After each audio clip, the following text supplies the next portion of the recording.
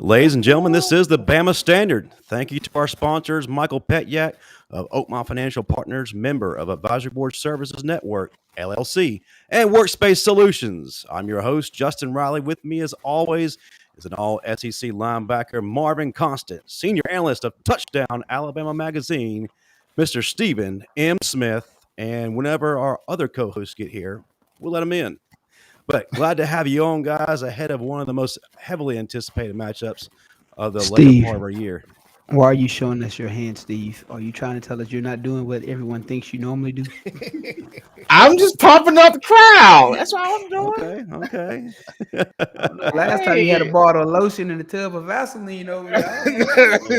I wasn't Marvin. No, I wasn't. We just turned into. Hey, Marvin. Marvin, you the one with the oil over there. That wasn't me.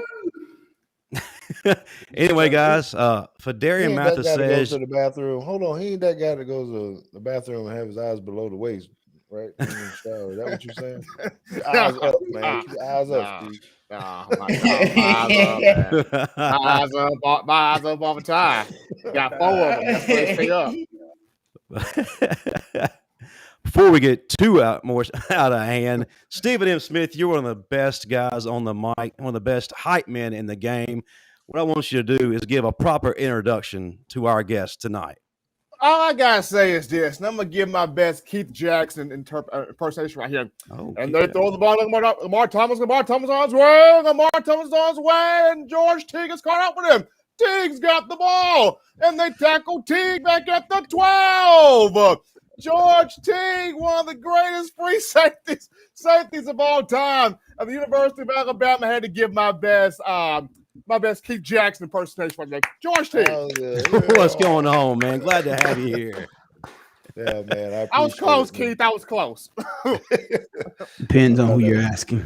Yeah, right. No, I thought that was good, man. I appreciate you. You know, Steven, he always trying to drop some dimes out there. He be writing articles on me, man, and he know me, right? He know how to get a hold of me and all that. He don't even call me and let me know. I just got to see it on Twitter, the post or something like that. I get offended all the time. I'm like, dang, he could at least told me, hey, man, be ready for me to drop this thing.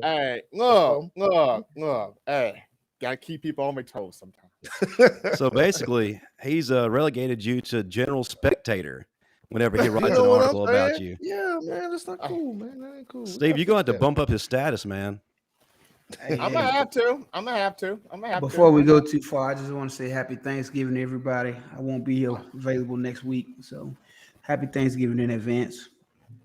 You won't be available for Iron Bowl week? Unfortunately, I'll be in Cabo on the beach. The word unfortunately and Cabo typically don't go together, Marvin. But well, here's the thing, Teague. Yes, they have internet, but what condition will I be in by the time this? That y'all won't be sitting up and functional, right? That's a very important, thing right there, Marvin. I think I'd be pretty non-functional by this time of day in Cabo. Yeah, I'm pretty sure my sister. Yeah. Okay. So, what's the over/under on the drinks? Man, I don't know. I usually stop at the duty-free store whenever I land, pick up about 3-4 bottles, and I try to crush them all before I get out of there. So, well, there's no doubt by the end of that vacation, you're going to be remembered by many for what you do there. But Fadarian Mathis says you're remembered for what you do in November. We didn't exactly start the month off in the best way. So, guys. Man, we were losing last week to New Mexico 3-0. That is unacceptable. What do you mean? We were losing 3-0 to New Mexico. I was pretty upset about that, too. Were you sweating, George? We don't score first. I'm like, how the hell they score before we do? That just can't. Teague, here we go. But Teague, the kicker had his career long against us. 52 yards. That's true. I was thinking they were gonna miss it.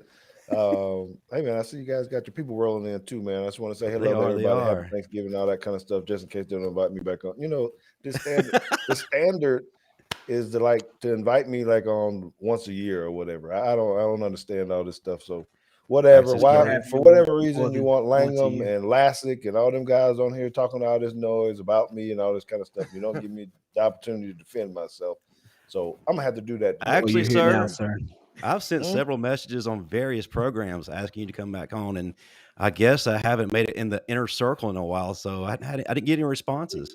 Whatever. I think you just texted me today. See, he just said, see, you're not listening to what he's saying. He sent a message through all these various broadcasts or stuff. When he got my number, all he got to do is hit me up and say, hey, man, you know what I'm saying? So, okay, I'll remember that. Put you and Steven in the same boat together. Hold on. I don't got your number. I can't hit you up like that. I don't even got your number. Actually, George, we've invited you on our show, but when has Steven invited you on his? Oh, I don't have your number yet. Look at Inquiring minds want to know. I don't have your number. Like that, man. Don't they look like they in 3D? They're like they're about to pop through the screen. Boy. I got them movie glasses. I don't even have your number, man. All right, Blank man, calm down. Don't. The life of the party is here, ladies and gentlemen. Mr. Steve Brown, welcome to the show, sir. Grande frente, mucho grande frente. What is that thing we looking at, though? Man, I'm trying to figure it out. I had to fix this, man. Wait a minute. Don't do that. I was just looking at how violent you were with Deion Sanders, the man that got his foot hurt, and you on here trying to talk like you're a nice guy, but you're really not. The way you push Deion up that star was uncalled for, sir. That was Terrell Owens, sir. Yeah, where he at? Terrell Owens. He down in Cabo doing what you doing, because he ain't making no sense right now. Okay, I am right there. I am. As a matter of fact, I'll be in Cabo in December. Y'all going? Okay, all right. Y'all behave down there, man. Hey, man, I'm going on Saturday. I always behave. Everywhere I go, I behave, man. Hey, no, Marvin. You tried to send me this link to they got some rooms. Come to find out, you had me that. Yeah, I was on a resort, but I was on a trailer park. I'm like, no, bro, we ain't doing that. No, I sent you the link to the place we have, and I said there's an extra room if you wanted to go. Hell no, that was an El Chapo tunnel. Hell no. We had to contact the embassy to get Steve back.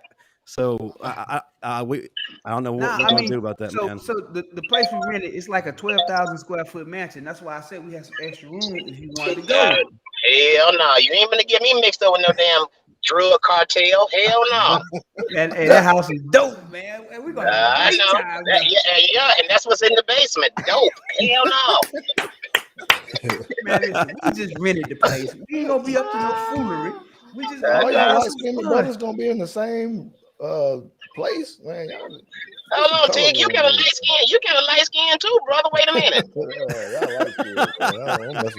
Oh wow, red bones. You know what I'm saying? Hey, let's talk football. What's going on? So my first question is, guys, is this a statement game for Alabama? Man, we gotta get to the chaos first, though. Well, this is chaotic, but we'll go ahead and jump to your chaos. Segment. Constant chaos. Here's the chaos, people. Steve Sarkisian, you should have stayed at Alabama. You just got your ass handed to you by Kansas. Kansas? Really? You go lose to Kansas. Kansas. Hey, that Les Miles, coach at Kansas still? No, he got dismissed because of the impending investigations from when he was at LSU for sexual misconduct.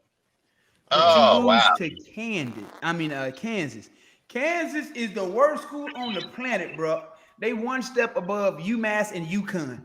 You lost to Kansas at home. Hey, that can't happen. That would like us losing to Vanderbilt or something. That, certain things can't happen for them. Hey, man, you know what? That to me, if you lose to teams like that, to me, it says that you have just lost your whole team. You lost control of your team. Even if that's what it's year, though. Even if it's your first year as a coach, he just got there. They made his dudes.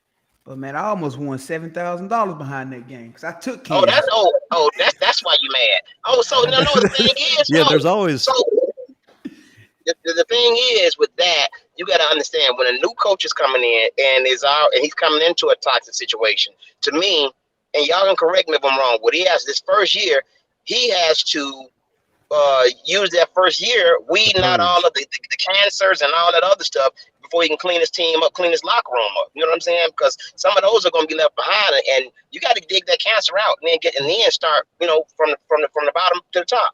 Very true, but we could use him right now though. So if they fired him, he's going to come back to Alabama. I wouldn't be mad about that. What we're going to do? Hold on. They fired? You said they fired? Or you said if they fired? If they fired him, we will welcome him back with Tuscaloosa with open arms. Oh yeah, hell yeah!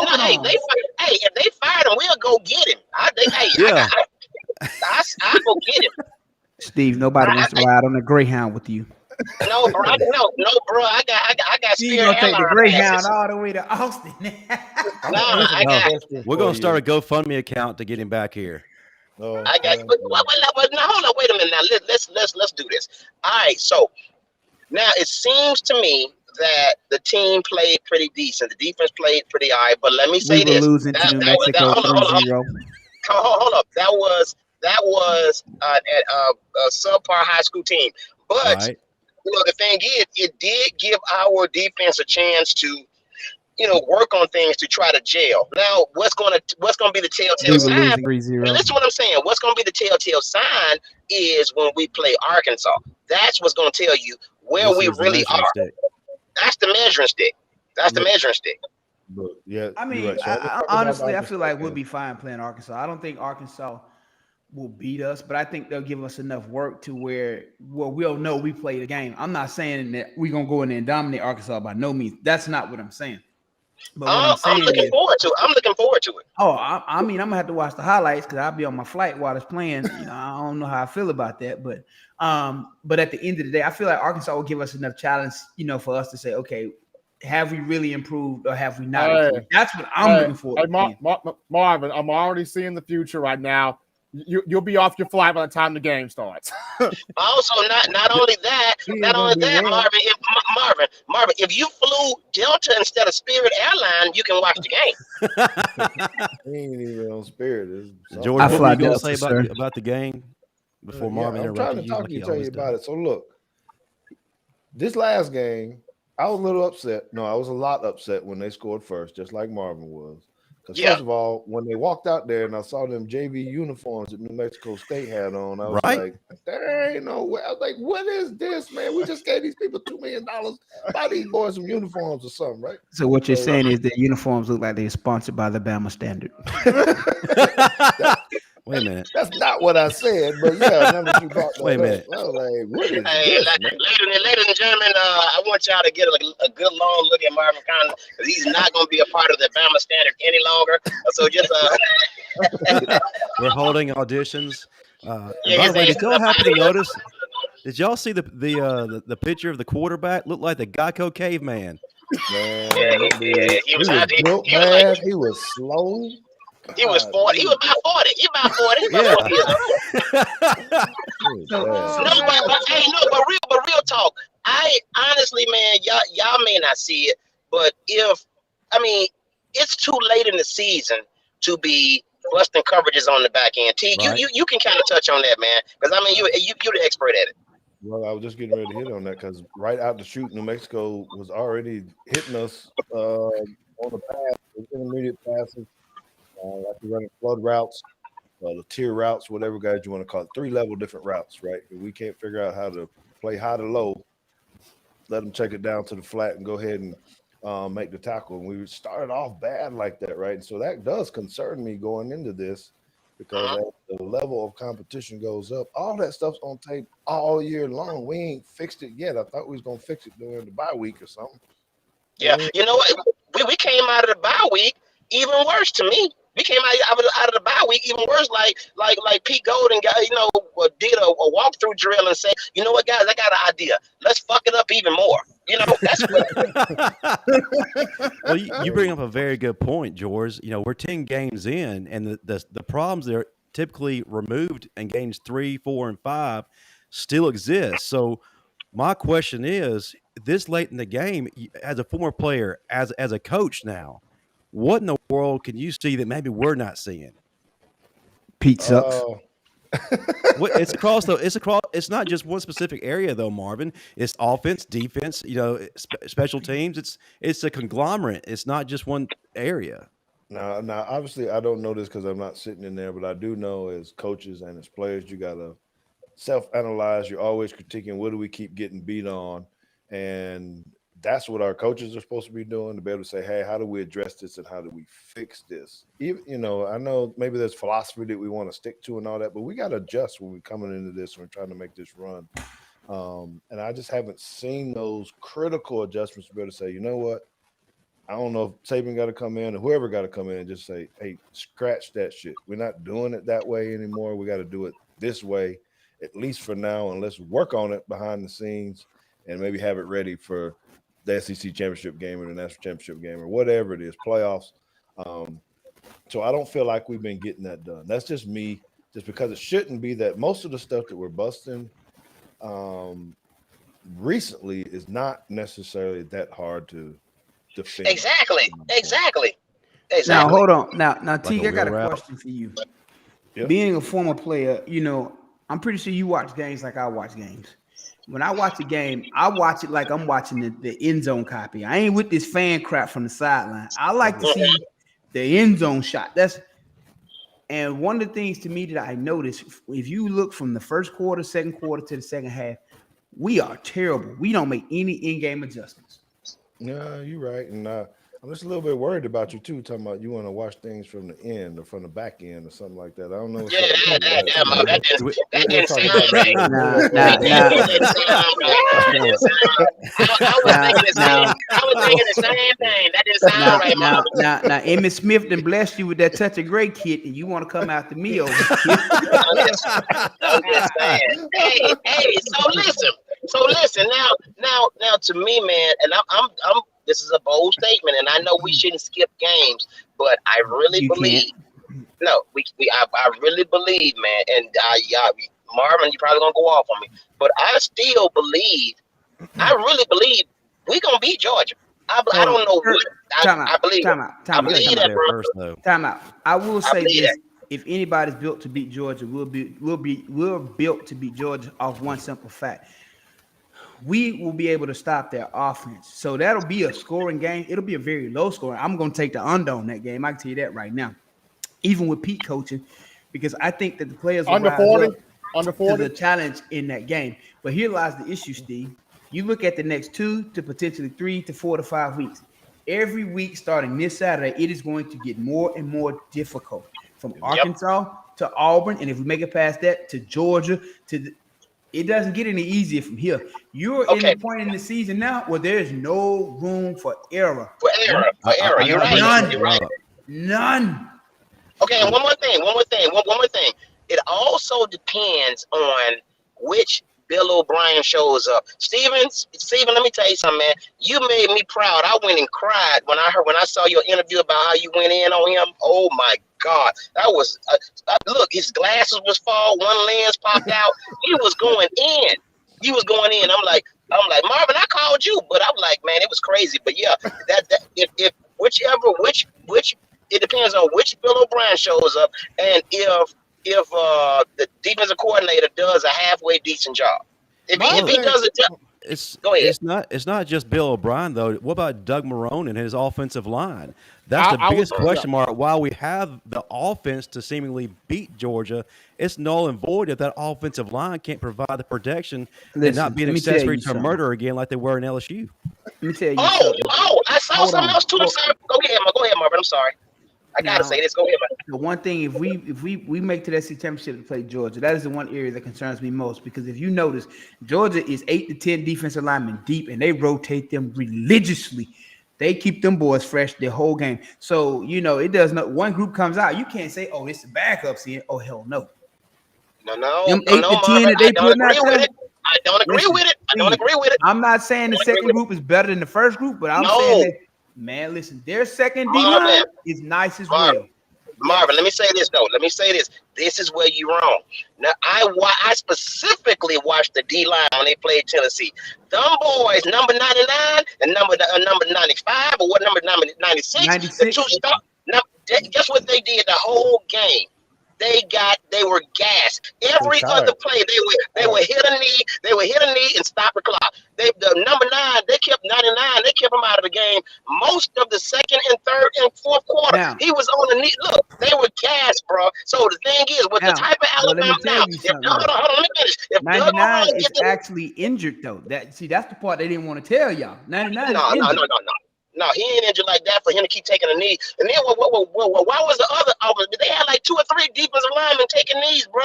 They could not keep up with Tennessee. Tennessee pretty much beat themselves on turnovers. All right, Steve. Okay, let me run this one by you real quick. One of the things that they talked about, Kirby didn't want to talk about it, but the media reported it. They had about 10 to 15 guys on their team suffering from food poisoning. They said that. Oh, now, wow. if you've ever tried to play suffering from that, you're dehydrated. It is difficult to do. That happened to us one time, bro. I believe that because I had energy. I had that, but I had food poisoning. But they still wouldn't let me in the game no way because I was a 4-stringer. But I had food poisoning. Y'all hanging out in the wrong places, man. Y'all got food poisoning. Now, we actually got it. We got it my freshman year when we played Arkansas. Half our team had it down there. Mm-hmm. And we I got mine from the Hold on, what cafeteria? What food was y'all eating? Yeah, but here's the thing about it. You got to understand something though. If you have food poisoning, you're throwing up. You're number 2, and everything's coming out of you, and it's hard to hold fluids down. So, could you imagine playing football as much as you sweat, having food poisoning? You are literally running on fumes. No, 99 has got too many. He got too many ham hocks. That's a big dude. He's strong and all that, but all this stuff around here, get that man no bulletin board material. Lose some of that. All right. Hey, man, been out there violating. That man been out there violating people all season. No, he hasn't. No, he hasn't. No, he hasn't. You got somebody from the audience. Honestly, go ahead. I'm sorry. Go ahead. Yeah, we got somebody from the audience. Craig Young said, "I'm sick and tired of the same plays on offense and defense. We need to change up instead of doing the same thing play by play. Isn't that the definition of insanity?"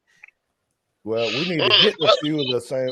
The one play that we keep running that I like that we haven't connected on is the one where they send Jameson across on a deep crossover there. Like a deep 8 post. He keeps missing him all the time. He's always wide open, right? Mm-hmm. So but I know what? We're trying to get that. You know what? I'm gonna tell you something else too, man. This is what I got aggravated about too. We got 27,000 receivers. You go to Jameson the whole game. That to me, you're not spreading the ball. You're going to him the whole game. Now, one thing that I did see, the tight end Jaleel Billingsley, he dropped a wide open pass, but they went right back to him. That I think what they're trying to do is show him that they have confidence in him, and he got to caught the ball and got a touchdown. But I think you can do that against Mexico State. Hold on, absolutely. You can do that against George, Mexico State. let me ask you something, George, because you understand where I'm coming from on this. As a defensive player, one of the things I feel like our offense does not take advantage of, and as a defensive player, how this hurts linebackers, D linemen, and defensive backs. We don't run enough screens because, again, what does the screen game do? It slows down the pass rush. It makes you look to the outside. It makes you respect the outside threat first before you can do anything else. Marvin, we ain't ran no screens. I just think about it. We ain't ran no screens this year. That's what I'm saying. You want to open up you got to run screens and draws to make defense respect it. If you ain't run no screens and no draws, I'm gonna sit back all day on you. Yeah, and that's how Sarkisian killed people. He was running them screens, and he just dialed up all types of screen plays. We hadn't run a screen this year. Now, Teague, you playing safety. You know there's no threat of a screen. How's that going to affect your coverage? I'm locked You're going to sit back there deep all day without a care in the world. Yeah, that's right. But I got to bring up something, too, is that the offense has been limited. Look, John Mechie hasn't been consistent catching the ball. The receivers as a whole, outside of J-Mo, has not been consistent. Yeah. But then also, too, a huge part of the offense, Jaleel Billingsley and Cameron Latu, have been non-existent. Before the game Saturday, Jaleel Billingsley has had only one catch since USC. One catch. This is a guy who's a game changer. When that's missing from your offense, that changes the outlook of everything. But that's why I say we need to run more screens, because you run that tight end screen or those bubble screens with those guys. Now you're making those defensive backs have to come up and respect that. Now you start running that play action, faking that screen. Now you open up the post. Now you open up the go. Now you open up the backside, but without that threat, ain't nobody running up. They're gonna sit back there and wait. And then, go ahead, Steve. Go ahead. I'm sorry. I was saying you're gonna have to go to it now because you're down 3 running backs. You got Roydell out who has to have surgery. You got Kamar Wheaton who has still not been medically cleared yet, and you're out Jace McClellan too. So you're gonna have to run more screens. Yeah, not only that. Anyway. Amen. And every play he calls, he wants to go deep. Every play he calls, he wants to go deep. I'm like, bruh, what happened to the mid-level game? What's going on? I mean, he wants to go deep every play he calls. So it seems like to me that I think that what's his name, our defensive coordinator Golding, he may have watched our show, and maybe he is kind of trying to do a little better. But it's Bill O'Brien I'm concerned about with those play calls. So you saying we wiretap, Steve? We wiretap? We are. Hell yeah.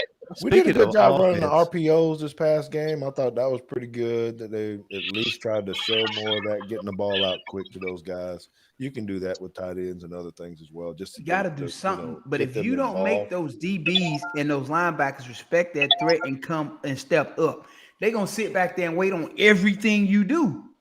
But you know what? Go ahead, Steve.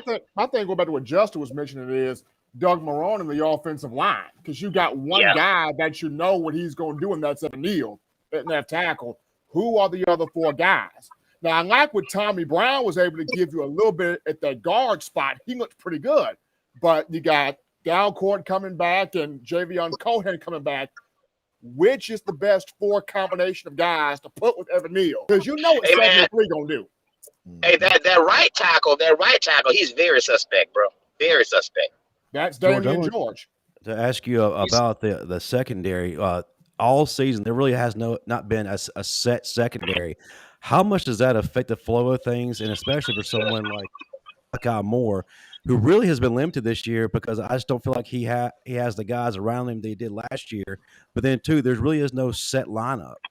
Yeah, that's true. We need a dog back there. I don't feel like we got that. We need a few dogs that can take over the game. The one that dog pound to him, or some of that nature. And it does affect people when you don't have consistency, because a lot of it is all really about communication. Man, you got to be able to talk and trust and just vibe off people. Sometimes, of course, you got to do the playbook and all that. But if I was playing with Marvin, he's my linebacker up there or something, he going to know. I'm going to be able to tell him, all right, man, on this one, you go ahead and go get this thing or whatever. I got your back or whatever. You're going to pull a Kenny Smith. We're looking, we're looking kind of timid, back there. Not real confident about what we're running. I see guys mentioned it last week. I see DBs looking back all the time. What's the call, or do you got him? And I see we're being attacked. If you watch, I think we're getting more motion than most people normally give us. And New Mexico State actually did that. We're shift, then they would motion, and you see our DBs start looking. But you know what they doing? You know what they doing with that motion? They trying to see who got who. They looking for the matchups that they want. That's all they doing. Look, who going with who? Okay, we know who we going at already. No, that's true. George, you brought this point up on your show last week. I may have been you or JT. Is this secondary issue? Does it get put on Pete Golding, or is it put on Nick Saban? Well, I think I got to give a little bit to both, right? Because of course your defensive coordinator, he's the one in the meetings. He's talking to the defensive back coaches more, and really putting the scheme in together. Now, when you have your staff meeting in there, then Nick Saban needs to be able to say, "Hey, bro, what are we doing? Why we keep giving up this back out here in the flat all the time, coach? You need to look at something else, or just tell them flat out, no, this is what we're going to do." So you asked me about Minnesota Vikings, and I got to be able to watch Mike Zimmer, who's a great defensive mind. He's a head coach as well. He's a secondary guy as well. So we sat in with him with linebackers, D-line, and he talked about the whole defense. But you know what? When he didn't like something, he came in and said, no, you're running a top hat, or, the way we're trying to do in and outs and all that. Nah, we ain't doing that. I get it, but for this game, we're not going to do that because it's not going to work. I think this is better. So that's a head coach's move, and Saban has the smarts and the wherewithal to be able to go in and just say, Well, why can't Saban just go in the coaches meeting and say, "Golden, you're fired," and just go with that? Dan Mullen did it. You're Dan fired. Mullen threw everybody under the bus. he know he gonna lose him anyway, because he coached at Alabama, somebody gonna come hire him in a minute. Now- anyway. Now, Marvin, you've mentioned that often the players. I don't believe that. I don't believe that. You mentioned that sorry. often the players Hell no. resemble their coach, and a lot of times Pitt Golden, like you said, looks clueless and Timmy. lost. So, George, how did your defense in '92 resemble Bill Oliver? Man, you over there eating beef jerky? Right? You It's over there a eating sponsor. jack links? I knew you was a caveman. Y'all catching me doing my doing time before my show come on. So, you know, Hey man, it's nothing to a Slim Jim. Oh yeah, Macho Oh, Man. yeah, Man, the uh-huh. savage over there. what was the damn question again? Slim Jim Hey on man, the you show. country as hell. You country What as was, the hell. what was the damn question? I see you, Craig Young. Appreciate you. So, what was the question again? My question is, the point was players take on the appearance of their coach. So my question is, how did y'all resemble Bill Oliver? Well, first of all, Coach Oliver came in and chewed your ass out if you messed up any damn thing. So we didn't have a whole lot of choices. We had to play mistake free, right? But he was tough as nails, but he was smart, and we watched so much film. So we did kind of have his personality a little bit, I think, because he was, like, no, this ain't the standard, right? This is not what we're going to do.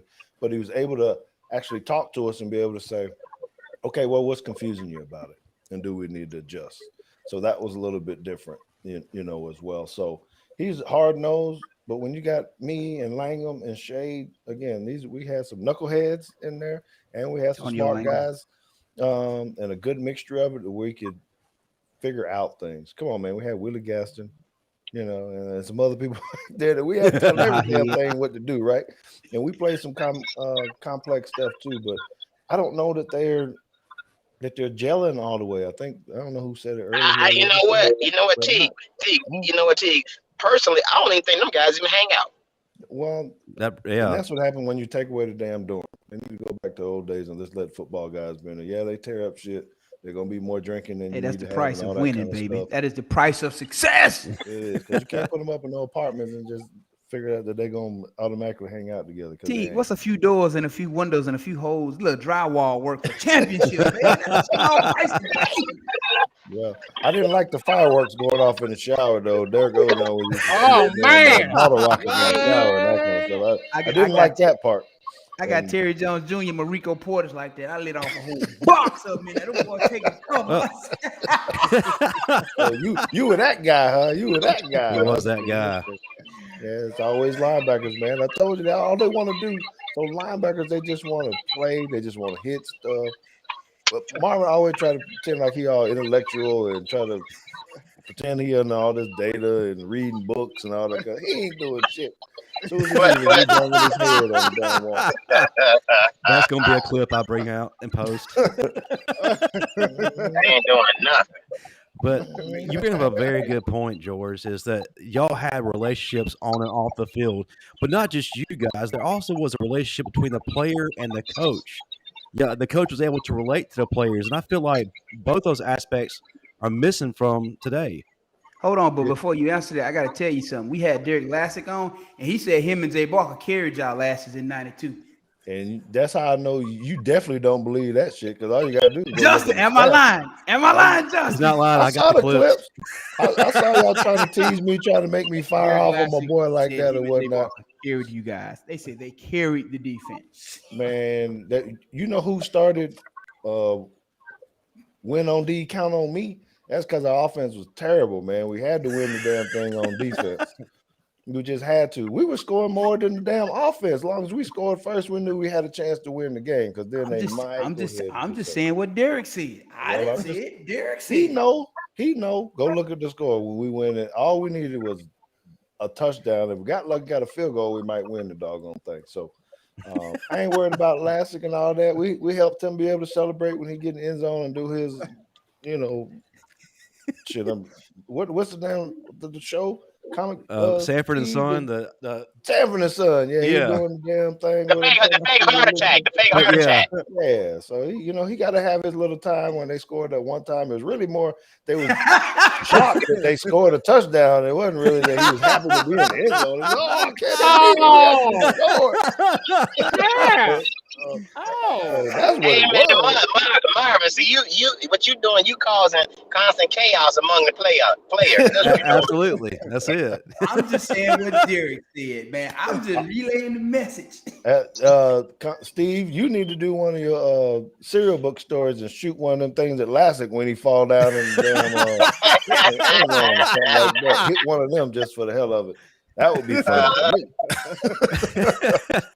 But Steve, were you watching the game when they were talking about the middle linebacker position, mainly Henry To'oTo'o, saying that he's a quiet guy, he's not really vocal?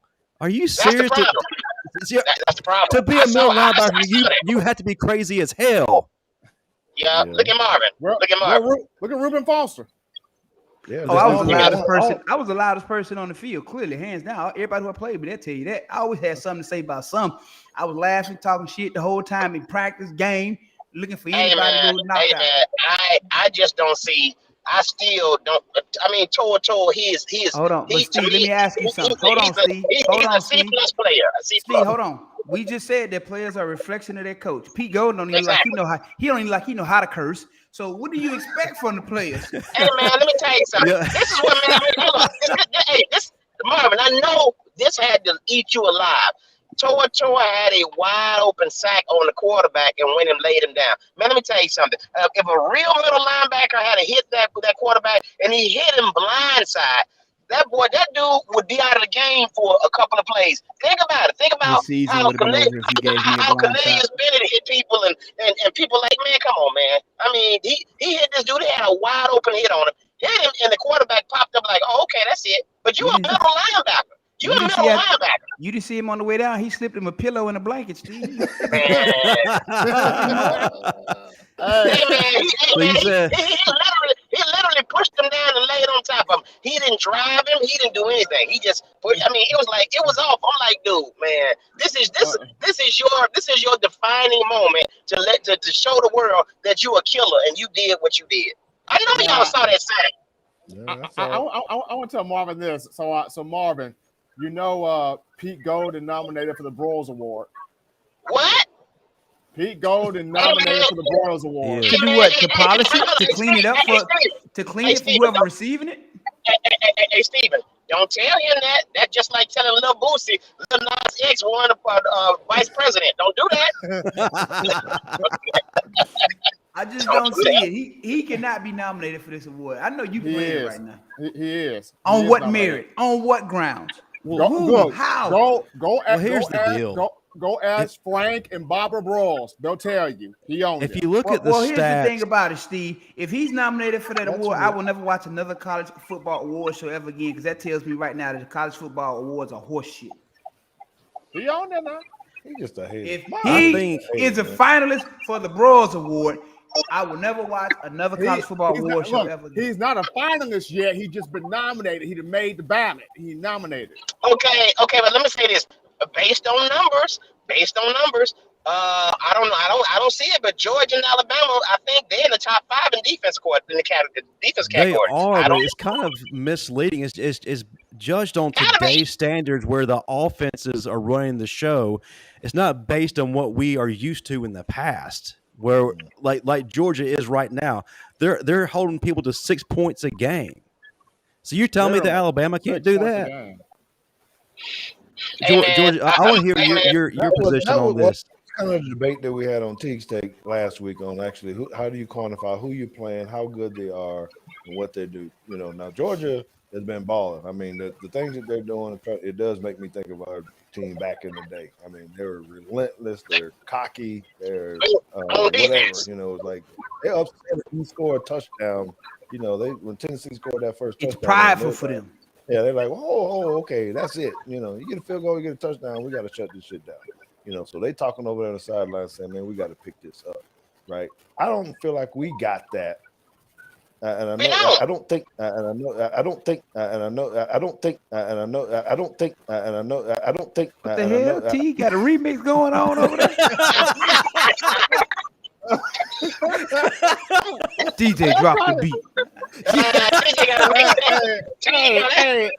mixtape. I promise you. You were. Hold on, what? Hey, I was like, what is T having a seizure? What's going on? Your microphone was doing what it did last week. It was repeating itself. And now we can't hear you. Man, T got a mixtape, boy. He got them rock mixtapes. Hey, long story short. He's like Hey man, long he's story like the short. Rock got him a rap song. I'm gonna do it too. Hey, if we have at least four Will Andersons on defense, we'll be all right. We need four Will Andersons. Let me know if y'all can hear me though. Now we can hear you. But to that, Steve, we also have a guy emerging in Dallas Turner. I have to say he's starting the ball, and offenses are having to account for him now, and it's taking pressure off of Will Anderson, so he's been able to do a little bit more. Now, I will say this. He's the third string DN, right? He's the third string DN, right? Yeah. Okay. He's the third string linebacker, outside linebacker. I am a DJ. Look at my man over here. He recognizes being a DJ. So my thing here though is if Chris Allen comes back, that outside linebacker room gonna be insane. Oh, like is Chris Allen coming back? He qualifies for a medical. He qualifies for a medical red shirt. He can come back. Oh, no, I'm talking about this season. It's a possibility, but it's a possibility, but not quite sure where. Come on, man, hit that inhaler. Get it together. Come on. Speaking of that, hey, Steve, as bad as Texas is right now, Ben Davis still not playing. Hell nah. I just thought about that. He ain't playing. What's going on with Ben, man? As bad as they are, Ben Davis hadn't sniffed the field. Bruh, Keelan Robinson ain't playing either. No, you got that right. Hey, man, hey, that's crazy. I mean, I'm like, man, you know what? I was thinking that I wish Ben the best. I think he's going to go to Texas and ball out, and he's still. He can all He Steve. just freeze up. He just freeze up on it. Yeah. Boom. He Well, didn't pay his minutes. He had to renew his card. At the end of the day, here's the situation though. You know, we're at that stretch in the season. You know, I made a comment earlier this month, and I told somebody it's going to be a long November because November is usually the toughest month of the season. And again, you're looking at playing Arkansas, then Auburn, then Georgia. If we went out, it gets no easier. So at this point in the season, if they don't get it together, if they don't bond and lock up the way they need to lock up, and understand, okay, know where your guys are, know where to help them. If you got a guy who takes chances, you better know he takes chances, and you better know how to support him while he's taking those chances. That's one of the things you get when you bond.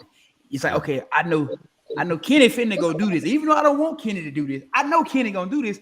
So I know I'm gonna have to get over the top, and I'm gonna have to keep that edge because I know Kenny gonna take his ass inside this A gap, knowing good hell well he's supposed to be in there. yeah. Right? He gonna say, "I seen," because every time I would know he was gonna do it.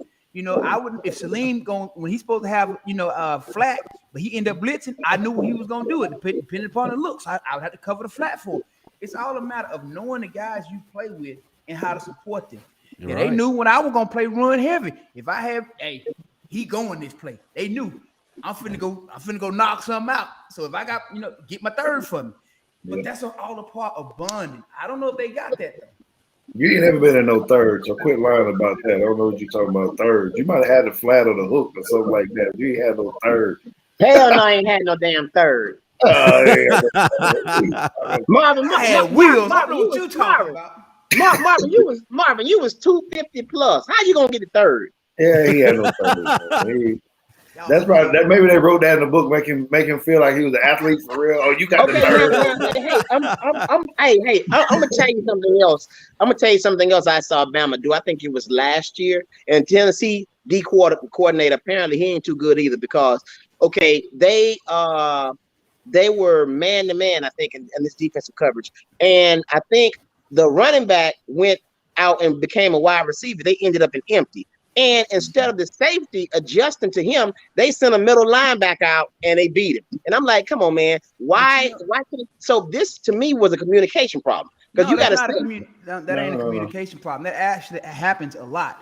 If you in a cover 1 or cover 0 and that back go out, the linebacker got to go with him because usually the safety is going to be on the slot or on the tight end. So what? But I'm saying, I'm saying cover the slot or the tight end. I understand that. Running back. But I understand that. But why can't they have enough communication to say, okay, I know this guy faster than me. Hey, Steve, you get him. I got the tight end. I would rather cover a running back than a tight end any day of the damn week. That's when they'll put the linebacker in third for real. If you're out there standing next to some speed, tell them back your ass up and don't let them run past you. They'll throw it out here on the flat and come up. When we played Florida in '99, that's when they had Bo Carroll and John Capel. Both of them boys went to the U.S. Olympic trials, 100-meter sprinters. So they went out in motion. I went with them. You better buckle up, get on your horse, get ready. But you know what? I remember a couple of years ago when we played Florida.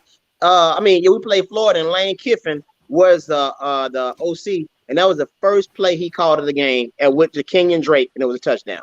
First play.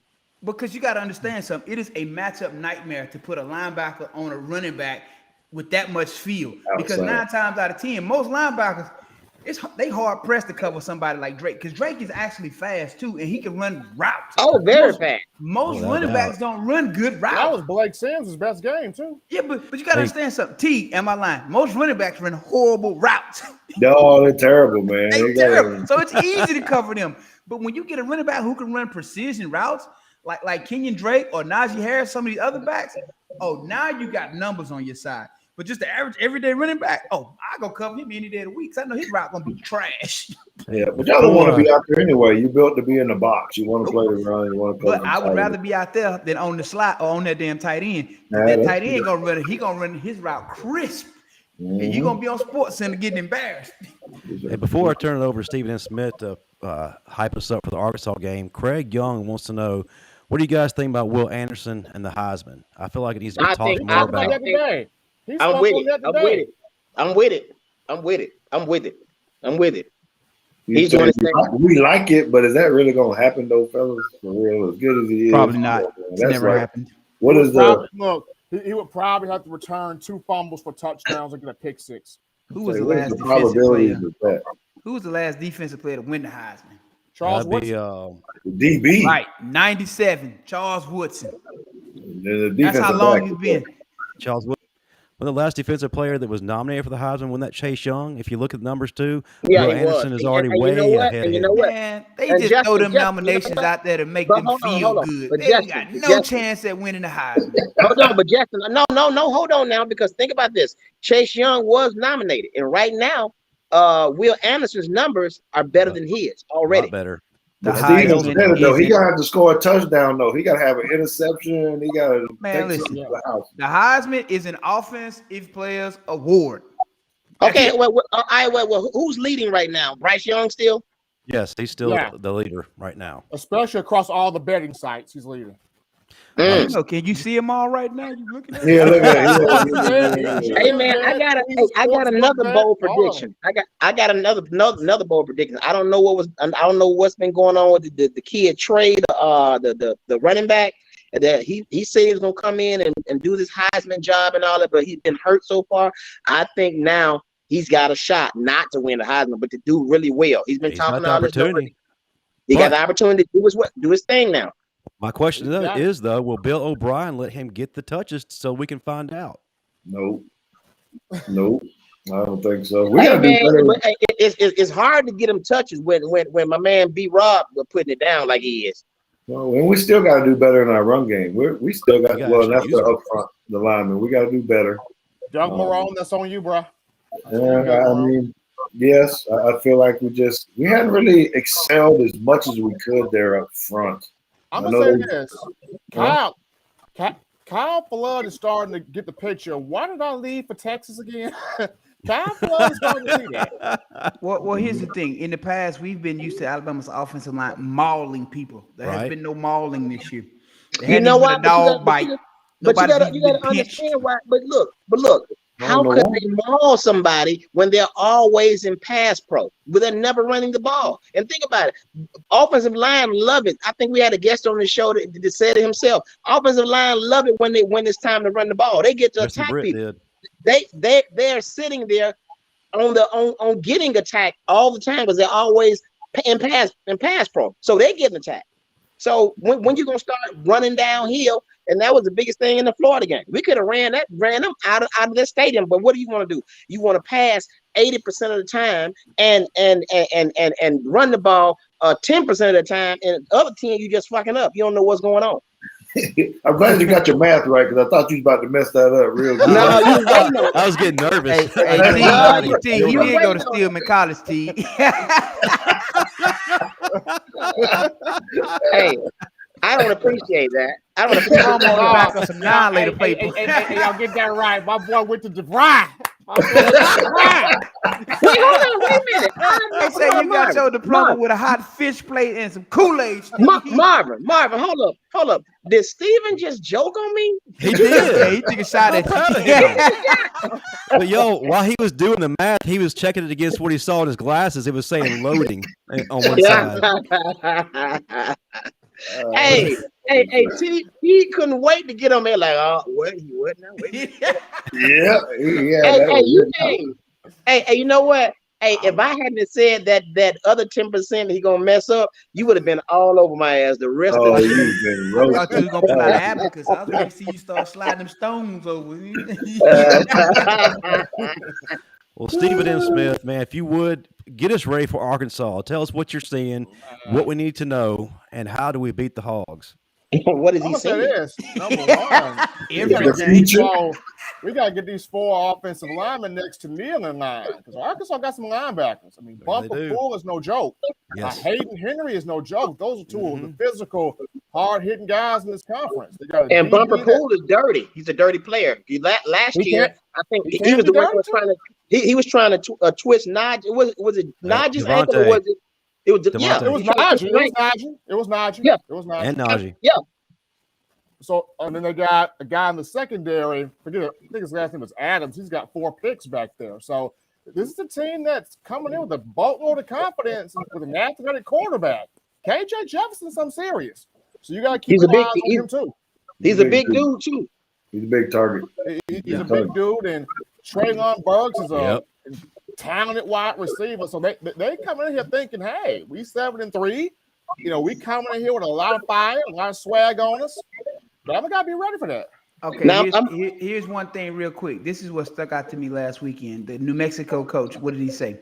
It's not the Alabama of old. They wouldn't be number 2 if it wasn't for that logo. Yep, they wouldn't be a top 10 team. Right. He sure said that. Also, Coach Orgeron, they're not as good as they used to be. Yeah, but they still lost, so damn them. Whatever they got to say. T, my point in saying that was, when have you ever heard of a New Mexico or a team like New Mexico taking shots at Alabama? Most of the time they just come collect their check and go home. They don't say nothing. Marvin, I even better. When have you heard a team taking shots at Alabama? Period. You Other than other top teams, never. You would hear LSU's and the Floridas back in the day take shots, but not a New Mexico. You ain't never heard New Mexico took shots at Alabama. You know what? I was at a Central High School football bank and they sent us said, "Yeah, man, Bama ain't shit." I'm like, wait a minute, y'all. Hey man, that goes back into me is that there's some pride in here that got to happen. And I keep going back to the players. You know, I ain't talking about how they play and whatnot, but it's our attitude, man. You got to have some shit in your tape. You're going to be to this standard. Marvin was talking about it on my show last time. It's the standard you got to have. And if it's not there, then people are going to talk about your ass. They're going to think they can beat you and all that kind of stuff. But sometimes they need to be defeated beforehand. And then another point that I'll bring up. I'm tired of people saying that they're young on defense. That is not an excuse. No, they're mainly not veterans. An excuse. Amen. And here's the thing people got to understand. I have full right to say that being young doesn't matter. You look at when we won it in 99, won the SEC. On the defensive line, Kendall Moorhead, sophomore. Jared Johnson, freshman. Kenny King, freshman. A linebacker. But they was 25 sophomore. though. Celine, another linebacker, was a freshman. In the secondary, Gerald Dixon, freshman. Reggie Miles, sophomore. No, I kid you not. Seven out of the 11 starters on our defense were freshmen and sophomores. Marvin, they went to the military and then went AWOL. Then they damn military. Hey, man, that's real. Hey, when real. we I know wanted, Kenneth Smith did. I know Kenneth did. But you know what? Seven out of our 11 starters were freshmen and sophomores. Hey, but let me say this, Marvin. You and Teague, I know it pissed y'all off a little bit because it pissed me off when they let them score first. I don't care if they them 3-2. They shouldn't even. And then because if you score on Bama first, the first thing you're gonna do now is get more and more confidence. And you and the thing is, with a Bama team like y'all's, your confidence was taken when you got off the bus. Period. If I didn't have a new iPhone, I would have broke that damn thing. But I was like, nah, I ain't gonna do that because I was kind of upset, man.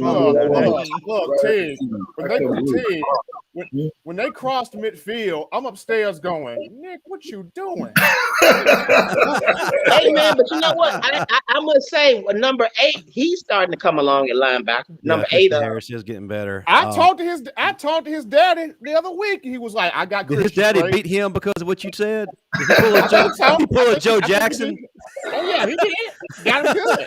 Oh yeah. No, he didn't. Hey. Roll Tide Rise Up said people used to be intimidated by you. Yeah, people used to be. Now it's like, we playing Alabama. We got a shot.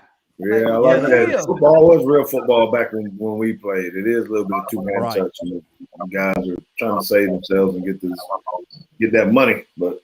When we played, you damn right, it was real football. We was out there knocking folks, with all this targeting, all this player safety crap, man. We was out there playing to kill. We was out there playing for keeps.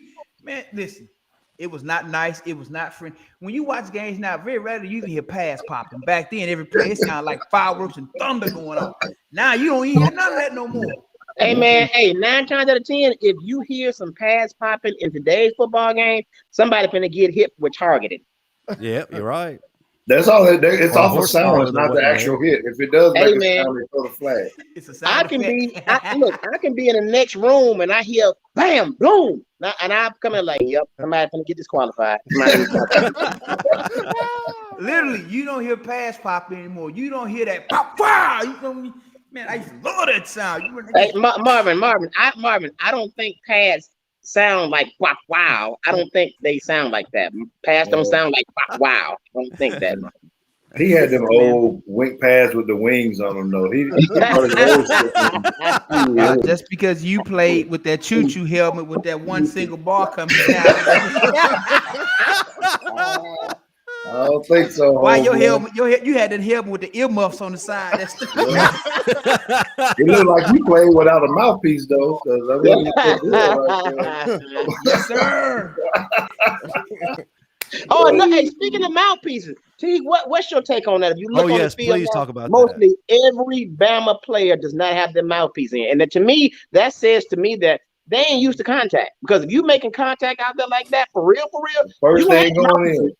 That first thing going in, right? I see it all the time. I don't know why the referees ain't telling them to put the damn mouthpiece in. So especially if you got it dangling from your face mask or something. And look, it makes it so bad. Some of them be pink, hot, pink, green. Like you don't see. Here's the thing they don't understand. They've never laid licks hard enough to understand and know that you can give yourself a seizure by not wearing a mouthpiece, that you can cause severe brain injury to yourself, that mouthpiece prevents a lot of that stuff. But they ain't hitting like we used to hit. Hey, so man, and them seizures are something serious. Didn't you hear how Teague Mike went out? It was out of seizure. Well, I can't hear it on this end, so I don't know what it sounds like. Hey, the whole left side of Teague Mike went out. The whole left side. I thought he signed with Young Money. Yeah. Oh, Teague, you got Justin taking shots at you. Hey, I know, that's all right. That's why I don't answer Justin text messages right there, because he's trying to do slide shit. Teague might have a stroke. Look, well, hey man, look, I said they talking about Wes on here. I didn't even think about that with the slide blocking versus the man blocking. I did see lot of that turn protection. I think I tweeted it earlier too. That I think that I think most teams are figuring out how to make us turn the protection so they got people free. Getting up on Bryce too. I've been seeing that So slide how play can be gonna get so you how so can be far. confusing the guys, T? Hmm? How you think that would be confusing the guys? So, Well, so if you overload, if you look, sometimes they'll turn to a direction that slide. If you turn to a direction, they may loop around the other way, and the guy don't know if he need to go back and take him to the left or keep going to his area on the right, for instance. So, But Teague, you know, like I know, slide blocking only work if that ball coming out quick, well, and it ain't coming out and quick. it ain't coming out quick. But that's why. Yes, you're right. It was not until this last game when they were doing these RPOs. So those slide protections go hand in hand with the RPO, right? Because they're typically run some type of inside zone or outside zone with those protections. So anyway, I don't know how much I really talk get real deep into the how to coach a game and all that kind of stuff. But the slide protection goes the way that he likes to run the football. So it is harder on the lineman, but it will lead to what you're talking about. Get rid of the ball quick. You got to throw quick slants, bubbles, skinny posts, whatever it is, spot route, something just to get the ball out of his hand pretty quick. Right. All right. Before we close on out, guys, I want to get a prediction for the game this weekend. George, I want to start with you. What do you see happening? Give me your score. If you got a player of the game, name him. All right. What are they saying the projection of the game is going to be? I hadn't even looked. We're favored by I just know we 23. favored by 20 and a half. Yeah. I saw 21. I ain't taking that though. Hell So no, they're saying I ain't there's going to be taking how many points going to be scored? I know you're trying to close up, but how many points this segment score? 48, 50? It got to be more. I than didn't that. look at the over and under. But anyway, I think we win the game. I do think it's not as close as we think. I think we win by 17 points. So I'm going to go 30, 42. I think we score some points. We're still going to go high. All right, Mr. Teague, to answer your question, the over and under is 58. Ooh, 58. No, that I can't go. No, that would be about right. If I went 30, closer to 40, then 40 to 17, something like that, to keep it right underneath the deal. I don't think we covered, is what I'm saying. So, player of the game that I think I'm going to take, I think they're still going to throw the ball to number one, and he's still going to have about 2 or 3 touchdowns.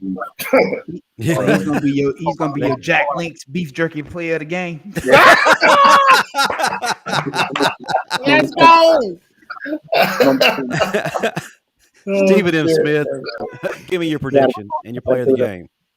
I'm gonna go. I'm gonna go 41-24. Take a shower. I'll go 41-24. Player of the game. Give me Jordan Battle. He got to get that secondary rocking. So give me Jordan Battle with safety. Okay. Marvin? I'm gonna go 34-30. Whoa. Oh, hard that game. Okay. Yeah, I don't want anxiety. I'm a who? Hater. I That's ain't why a we hater. going. Listen, I gamble a lot, so I analyze games for what they are. I analyze games in terms of am I gonna make trying money? to win money. So, huh? Yeah, you're trying to win money. You're not being realistic. No, I'm telling you the truth. 34-30. Watch what I tell you. Hey man, let me tell When you y'all something. revisit this, y'all gonna be like, he was right. Hey man, let me tell you Do something. y'all know that A would not be I that believe- big on a normal person's head? That thing, because it got it stretched out so big on his damn head, that A is like, it looks like it's normal size, but it's really a Just because that Dallas Star looks like a pimple on your chest, sir. Don't do that. With me, Steve I'm going 35-17. And I believe that they'll probably get that 17 in the fourth quarter, probably if they let the backups play. I think the defense is slowly but surely improving. Man, what you mean? We played LSU in New Mexico. What the hell improvement have you seen from No. What I'm saying is, dude, this New Mexico game scored first on us, bro. Come on. This game, no, listen what I'm saying. This game, New Mexico. No, listen, New Mexico is, and that was a great, that was a great game to finally get your stuff together in game speed. That's what I'm trying to tell you. But all these, because think about it, the reason they got it into our on our side of the field is because of the fact it was a busted coverage again. Now, when they got this game for New Mexico State, pretty much was them actually trying to patch up mistakes they've been making all year. So, Steve, you said busted coverage again. We got to stop doing this again. It's again every week. It is every week. It is. So I think it. But the thing is, you got to understand something. Repetition means a whole lot. So yeah, I get what you're saying, but I just feel like they're going to the crunch time of the season. I think they're gonna get it together. I really believe that. That's what's up. So I'm going 34, 35, 17.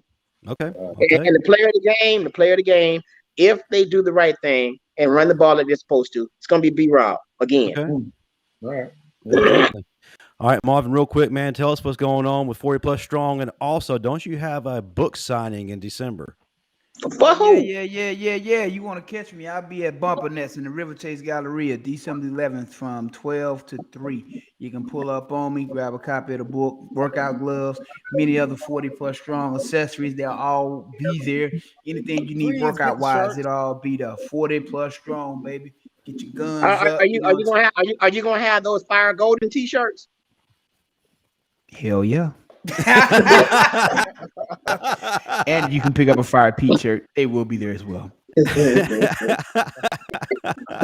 I don't know if they know that I'm bringing those when they booked me. I think they'll see that box when it gets put out. Hell no.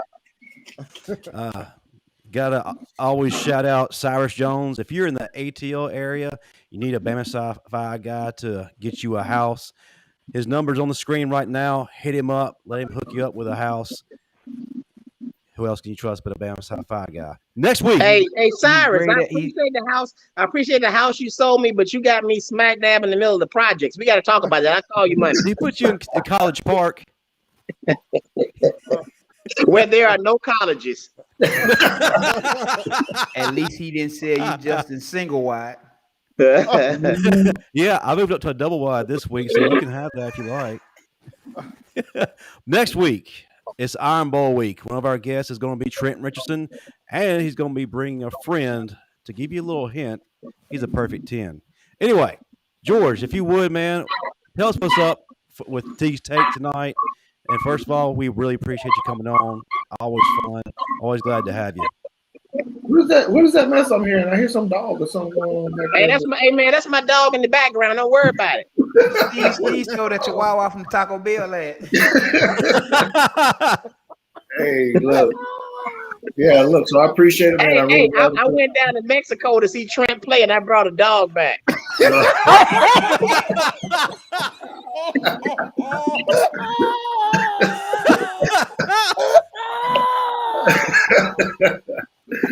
The dog will be on the show next week. Yeah. Well, look, man. Look, I do appreciate y'all. I love coming on y'all show. Y'all do a great job with everything. We're not having you back. I already knew that. I had to pay to come on the damn show. That's the way it is. But y'all can come watch my show for free at Teague's Take Podcast on YouTube at 8 p.m. Central Time. So it's about an hour, 45 minutes from now. Me and Jason, my son, host it every single week. We love for y'all to come in and chat it up. Sometimes we have guests, sometimes we don't. We always talk about Marvin Constant and tell him how crazy he is. Even if he listens or not, we're going to throw in some shade there. So y'all pop on over and check us out. You can find me on Twitter. Someone said, how do you get a hold of me? Depends on what you want to get a hold of me for. But you can hit me up on Twitter, Instagram. Back page.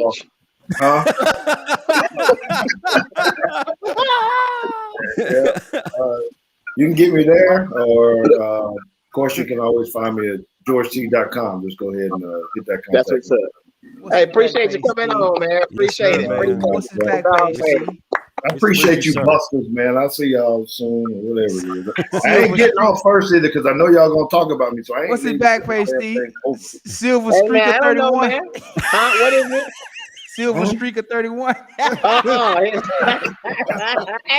Hey, his back page name is Pick Six. On that note, good night, everyone. Roll Tide. There you go.